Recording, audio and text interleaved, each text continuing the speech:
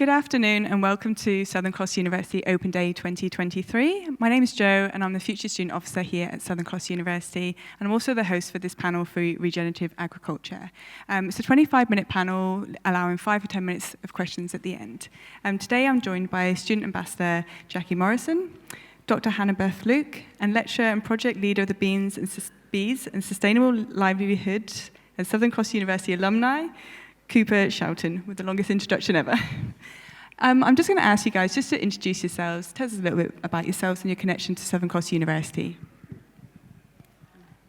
I'll go first. So I actually was an undergraduate student here 20 years ago, a long time ago, and loved the course in applied environmental science that I did back then, and spent a lot of time looking at, well, what are the issues around a lot of the science and technology that is sort of, we're generating all of these new ideas, but it's not always being listened to or adopted or taken up. So I ended up doing a lot of social research. So I'm interested in where society and science and technology and ideas intersect, and that led me to work with the Soil Cooperative Research Centre and do a lot of work with them now on research projects around decision making around different farming approaches, and that includes regenerative agriculture. And Jackie? So I'm a regenerative agriculture student. My background is more, I'm a boilermaker and boiler operator, and I wanted a career change. So like a lot of the students here, launch into something totally new. I've always kept bees and had a property with cattle, even though I don't have any sort of family background in farming. And it just really appealed to me getting into Regen Ag. I wanted to do something a bit different with farming. So, here I am making new connections and learning something new. Brilliant. And you? Hey everyone, my name's Cooper Schouten. I grew up in a small little fishing town called Yamba. It's just about an hour and a half south of here. And I did my HSC at Maclean High School, and then I came here to SCU because I could be close to family and because I like living in the area, and I'm really passionate about the environment. I've always been really passionate about the environment. So I studied environmental science here in my undergrad, and during that time I went on, I got a scholarship. It was a New Colombo Plan scholarship, and those scholarships still exist at the moment, and they're to go overseas and do a whole heap of work with, there's a whole range of different things that you can work on those programs. And I was in Timor-Leste, which is one of the poorest nations in the world outside of sub-Saharan Africa. And I was there, and I'd been passionate about honeybees prior to that, and all these massive bees came into the room. They're about this big.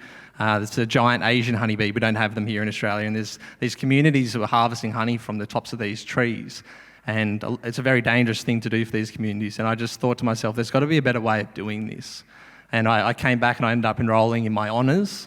And I ended up travelling throughout Indonesia, doing my honours then. And I went on from there. I just fell in love with it. I couldn't get enough of it. I realised that trying to get people out of poverty is really complicated. It's a really hard thing to do. And I just realised that the more I learnt, the more skills I had and the more knowledge I had to be able to help these people. And so, I went on and did my PhD, lived and worked in Papua New Guinea, which is a pretty wild place to be. And then I found myself here now at the uni doing beekeeping research for development and lecturing into the Regen Ag course. That's incredible. Jackie, can I just ask, what made you choose to study regenerative agriculture, and what have you found most exciting and interesting about that degree? Well, I used to have a property in North Queensland that I bought a bush block. It had nothing, not even a driveway in. So I bought this block in the middle of nowhere. Thought, yep, I'm going to have a go with it, and learned everything the hard way and stuffed everything up and made all these mistakes. And I had actually started studying agriculture elsewhere like a long time ago, and it was just so conventional, and there just wasn't really anything new or different about it. And what really attracted me to Regen Ag was the opportunity to build something better, so to make this farm better for my kids than it was for me, and for better for their kids than it was for them, to really make something that gives back to a community as well as gives back to the environment as well as gives back to the farmer. So it was that real holistic view that attracted me to it. And the best opportunity has been like the people you meet and the connections you make and the way it makes you look at things differently and look at different opportunities. So I do things totally different now to what I did 10 years ago. That's an incredible answer. Thank you so much. Can you tell us about the residentials, what they look like and how long they take? Yeah, so there's a fair range. The uni generally tries to block them together because we have a lot of students that come from Perth, from the Kimberleys, from Tasmania, as well as local students. So they're usually done in a block together so that people travelling don't have to travel too many times. But some units will just have like a couple of hours or a half day residential in one of the labs here, whereas some of the units are travelling for 4 days, doing a bit of a local road trip, seeing different farms and different farmers and different approaches. So there's a fair range there, and the good thing too about the longer ones is you learn as much from the other students and what they ask and how they look at things as you do from the farmers and from the lecturers. Yeah, that's fantastic. Hanabeth, can I start by asking you what regenerative agriculture is and how it differs from regular agriculture?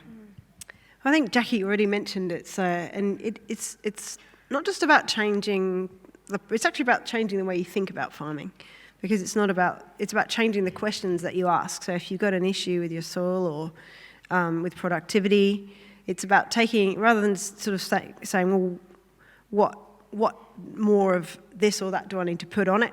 What technology do I apply? It's actually about taking a step back, taking more of a holistic view, taking a bigger picture view of what the challenges and the issues might be.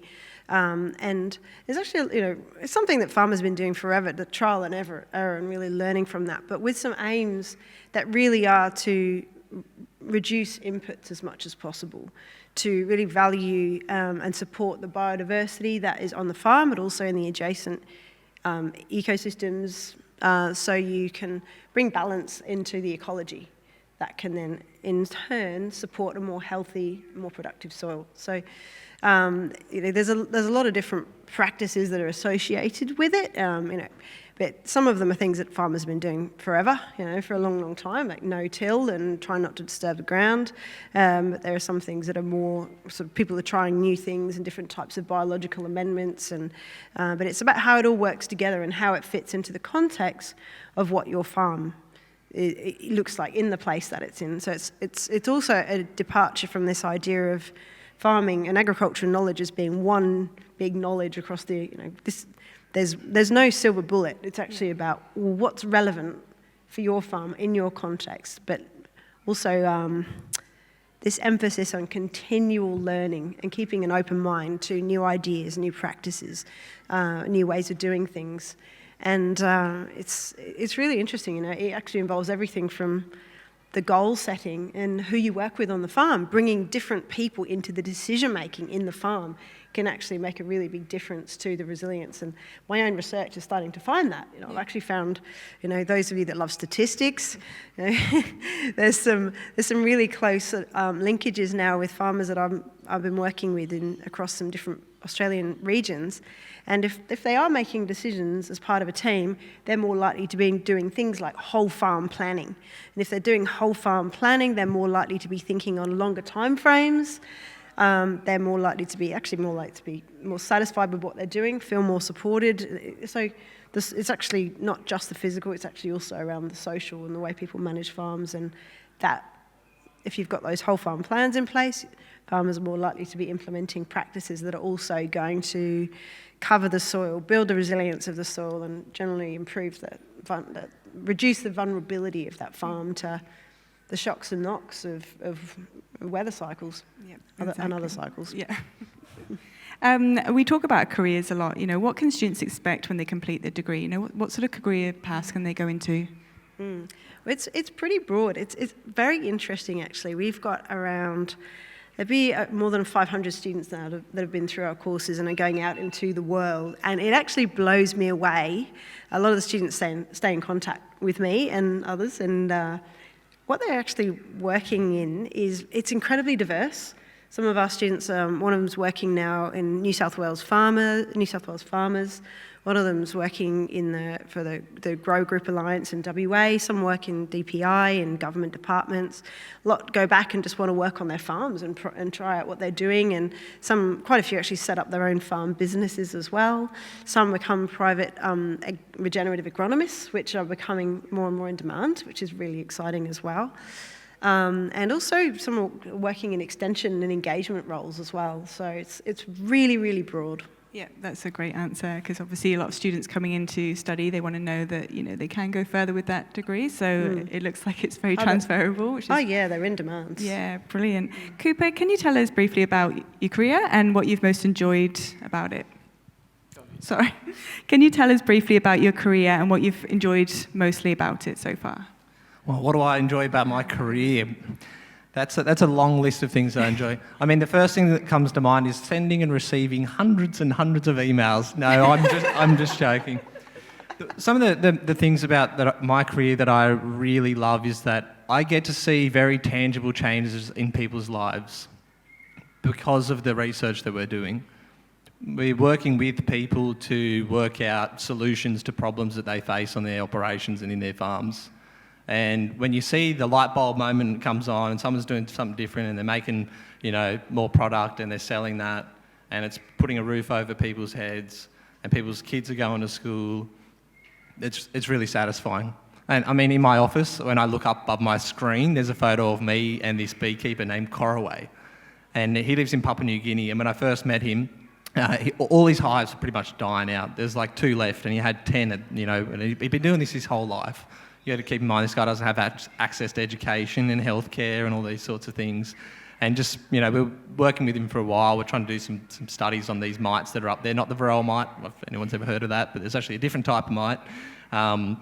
And we worked out some ways to kill that mite without using chemicals. And not that you can't kill it with chemicals, but because you can't afford them, you can't access them.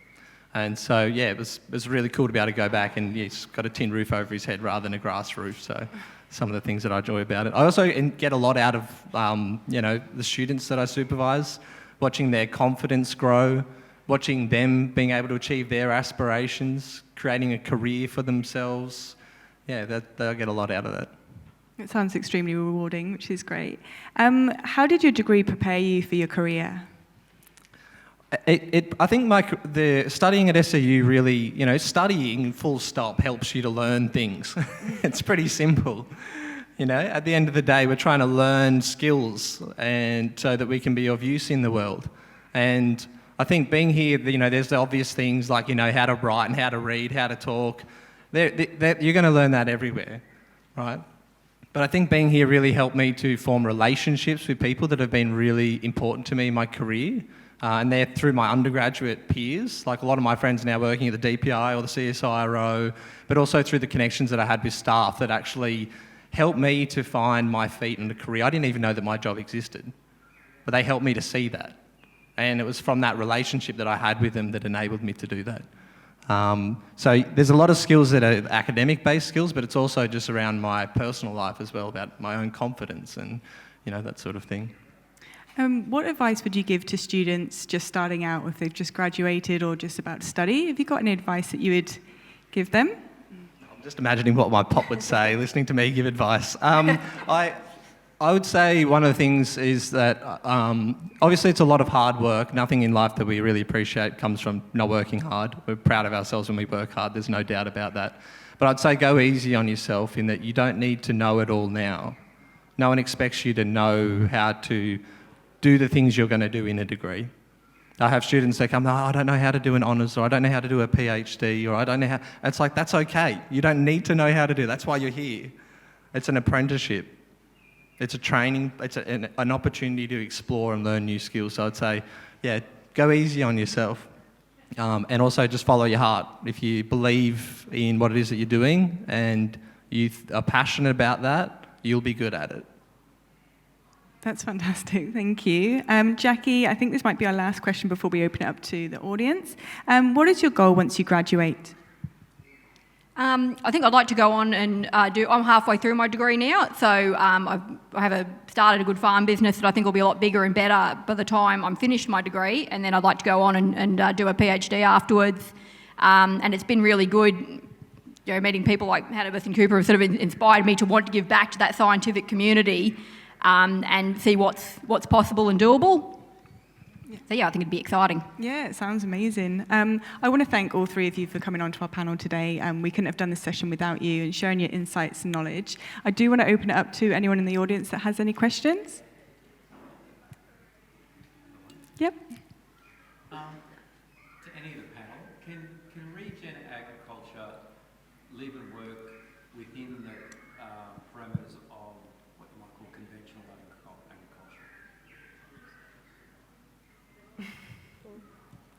Oh, is that if nobody else wants to? Or you want to? Oh, no, you go. You can argue if you want. Well, having come from a very conventional farming, I have no family farming background, but having done very conventional farming in North Queensland, I'd say absolutely it does. And a lot of farmers are doing, they might not even there's lots of debates around the term regen ag farming.